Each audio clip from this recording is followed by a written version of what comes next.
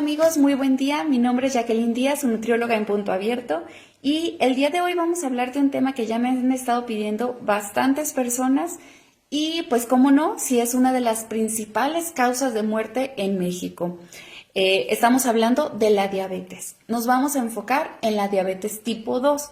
¿Qué es la diabetes tipo 2? Pues es aquella que nos da por tener una resistencia a la insulina. ¿Qué es la insulina?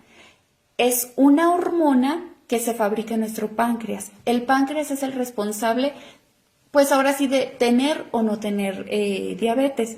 Cuando nuestro páncreas empieza a fallar y no produce la cantidad de insulina suficiente, o esta insulina, por ejemplo, no es capaz de meter lo que comemos, sobre todo los carbohidratos que comemos, a nuestra célula, entonces la glucosa que comemos o el azúcar que comemos queda libre en sangre y es cuando nos empieza a ocasionar muchos problemas, ¿sale? Tenemos en nuestro cuerpo muchísimos vasos sanguíneos y muchísimas, imagínense que son tuberías. Esas tuberías, hay algunas que son más delgaditas que otras. Tenemos tuberías un poquito más delgaditas en nuestros pies, en los riñones y en los ojos. Cuando esas tuberías son tan chiquitas y hay tanta azúcar en la sangre libre, hace que se vayan taponeando y que la circulación no sea tan efectiva y entonces se empiezan a taponear. Ahí es cuando vienen los efectos secundarios de tener diabetes. Por ejemplo, cuando no cuidamos nuestra alimentación, las personas empiezan a tener alteraciones en sus pies, vienen amputaciones, tienen también problemas, por ejemplo, con su riñón y les empiezan a hacer diálisis o hemodiálisis y tienen también, por ejemplo, problemas en sus ojitos. Esto es debido a que nuestro páncreas no está produciendo la cantidad de insulina suficiente o la insulina algo está pasando que no es capaz de hacer su trabajo tan bien, ¿sale? Vamos a dividir esta cápsula en varias cápsulas. Bueno, el día de hoy les voy a explicar un poquito de mitos y estadísticas y para la siguiente vamos a hablar de lo importante ahora sí que nos concierne, que son cómo debo de alimentarme si tengo diabetes, ¿va? Es importante que le tomamos muchísimo cuidado a cómo se siente nuestro cuerpo porque imaginémonos que somos 9 personas aquí. Una de cada 9 personas, según el Instituto Nacional de Salud, tienen diabetes. Es una enfermedad bastante común en México y pues obviamente no nada más para ahí. Todas las consecuencias que nos trae tener diabetes es lo realmente importante y lo que nos debe de mantener más alerta. Quiero que hoy se hagan un examen y se autoestudien de saber cómo está mi orina, si veo espuma, si estoy yendo al baño mucho, si mi pipí huele muy mal o está muy concentrada, se ve como densa la pipí o muy amarilla. Si tengo muchísima hambre, hambre incontrolable y puedo estar comiendo todo el tiempo y yo como si nada, como si no hubiera comido antes. O si también tenemos nuestra boca seca o tenemos pues muchas ganas de ir al baño. Son como síntomas demasiado comunes en la diabetes que pueden o no deberse a diabetes en sí, pero pues me gustaría que tú te estés haciendo un autoexamen, si puedes lo más pronto que escuches este video.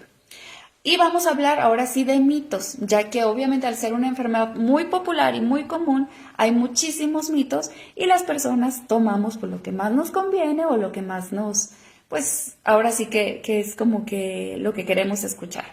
El número 1 es que la diabetes da por un susto. Es totalmente falso. Probablemente cuando a nosotros nos da un susto, una preocupación bastante fuerte o alguna emoción que sea muy inesperada, probablemente ahí hace nuestro cuerpo un pico de glucosa que nosotros nos hace conscientes que algo no está bien con nuestro cuerpo y nos damos cuenta que tenemos diabetes. Pero anteriormente, quizás por años o por meses, ya estuvimos teniendo una glucosa constantemente alta y nunca le habíamos prestado atención, ya que los síntomas que les acabo de decir anteriormente no los vemos como algo que se pueda relacionar a otra cosa. Pensamos que hace calor y tomamos agua o cualquier cosa. Entonces, la diabetes no da por un susto, la diabetes da por nuestros malos hábitos de alimentación y porque estamos teniendo alguna alteración por ahí con nuestra hormona, que es la insulina, ¿sale? No es por ninguna emoción fuerte que podamos pasar, ¿sale? Otro punto es que las personas he escuchado recientemente que le tienen mucho miedo a aplicarse insulina. es un medicamento totalmente normal y totalmente común y es seguro. Pero ojo aquí, lo más importante cuando nos estamos aplicando insulina es que lo hagamos de la manera más higiénica posible y que lo hagamos muy consciente en cuántas unidades nos va a estar diciendo el médico que estemos aplicando, ya que si nosotros empezamos a manipular las unidades según nuestra conveniencia por lo que comemos o dejamos de comer, es cuando van a venir muchas alteraciones también metabólicas. Jugar con nuestra insulina que nos estamos aplicando es un punto malo y es un foco de riesgo para saber que algo no está bien. Entonces, tenemos que usar la insulina de una manera muy responsable y aplicárnosla de la manera correcta.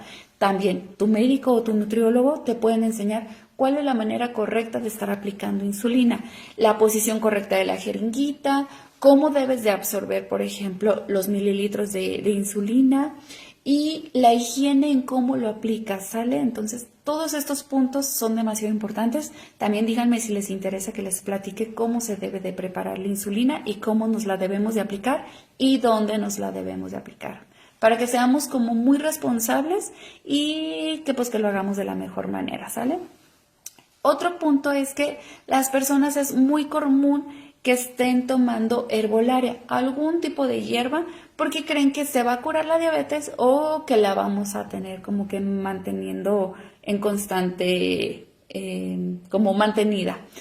La realidad es que probablemente muchas plantas o mucha herbolaria nos puedan ayudar, pero no sabemos cuál es la dosis correcta de muchas plantas o de mucha herbolaria. Entonces, muchas de estas nos van a llegar a ocasionar o daño en nuestro hígado o daño en nuestro riñón, ¿sale? Y entonces ahí sí viene un problema muchísimo más delicado.